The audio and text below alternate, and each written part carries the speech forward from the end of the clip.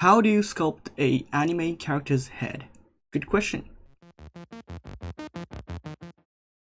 Hi, I'm Sakaki-Kaoru, the name which is pretty much impossible to pronounce and read.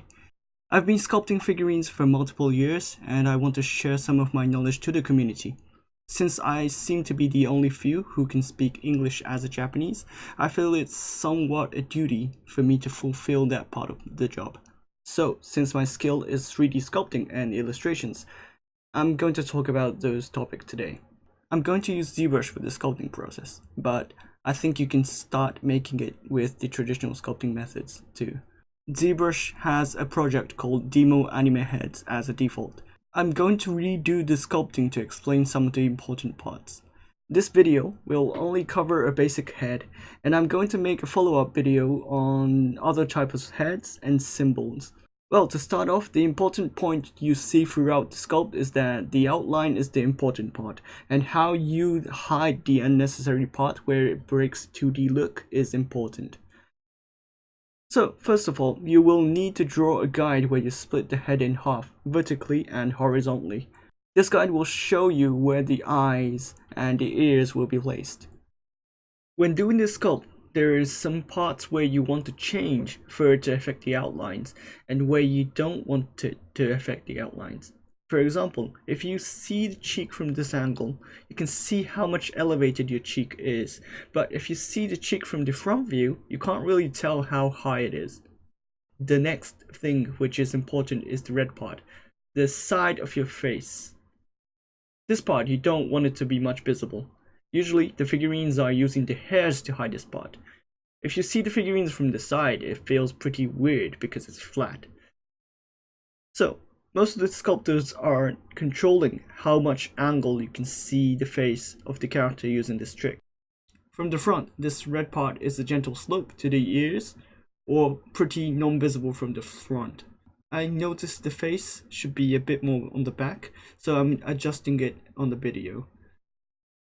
From the center of the head, the nose and the mouth should be in 1/3 of each other. After adjusting a bit of the nose, I've moved the ears a bit more higher in the video so the center point will match. Eyes placement should be pretty much on the center of the face. If your character is more mature, this goes a bit more above, and if your character is a bit more younger, then it goes below the center line. I'm making a rough shape of the eye placement for now. This part needs to be close to flat, but blue part needs to be a bit deeper, and the end of the eyes a bit more deeper too. This Nazi diagram is what the face looks like from the top view, just showing how eye sockets are shaped. You might ask why the eye sockets needs to be flat. Is because usually you don't want a shadow on your eyes. But at the same time, you want the eyes to have some expression where you move around your head when you are looking at the character. So it needs to be a bit of a 3D structure. And if you're a professional for manufacturing reasons, eyes are printed with a pad printing method, which is using a kind of a stamp. So for the prints to be done properly, it needs to be on a smooth surface without bumps. Well, if you're using a colored resin or colored plastic to make your eyes, then you can make it differently, but well, that's out of the basics.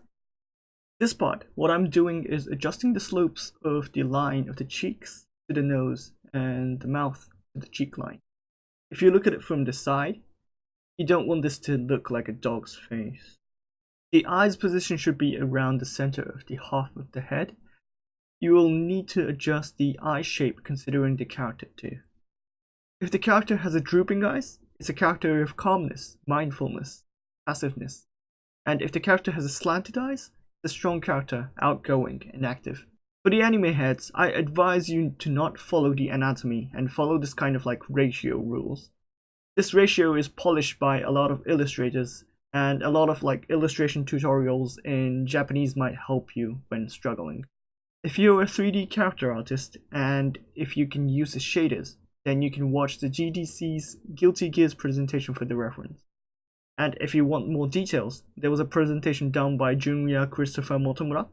It's the same guy in the video, and he shared a slide on SlideShare talking about the face and how he modeled it in detail.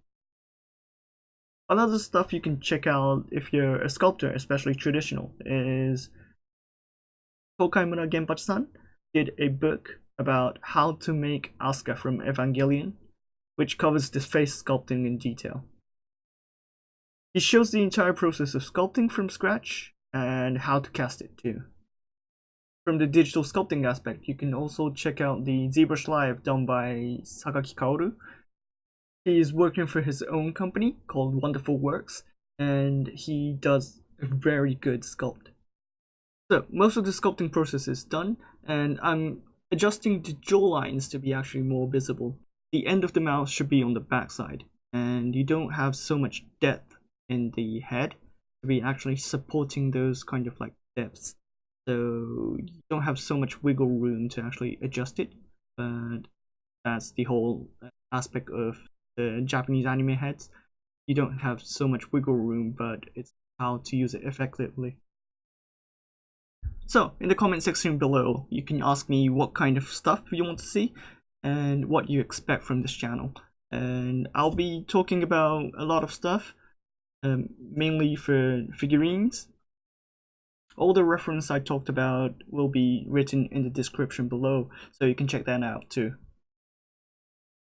And I also made an image made in red and blue, and red is the mountain part of the figurine, and the blue part is the valley part of the figurine, so you can check that out too. And finally, thank you for watching.